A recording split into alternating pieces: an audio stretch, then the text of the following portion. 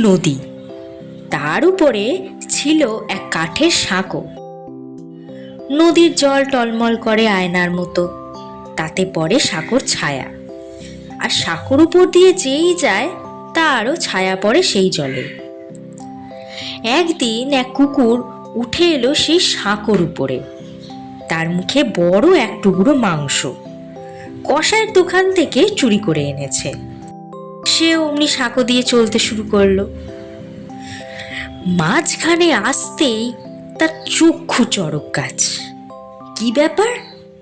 তার মতোই একটা কুকুর ওই জলের মধ্যে এত বড় একটা মাংসের টুকরো নিয়ে রয়েছে। এই কুকুরটাও ছিল ভারী লোভী। নিজের মুখে যে মাংসের টুকরো আছে সে কথা সে বেমালুম ভুলে গেল। সে ভাবলো ওই কুকুরটার মুখ থেকে আমাকে যে করেই হোক ওই মাংসের টুকরোখানা ছিনিয়ে নিতে হবে। ভাবতেই সে যেই মুখখানা হাঁ করলো, অমনি টুপ করে তার মুখ থেকে মাংসের টুকরোখানা পড়ল গিয়ে জলে। নদীর স্রোতে সেটা আস্তে আস্তে ভেসে অনেক দূর চলে গেল।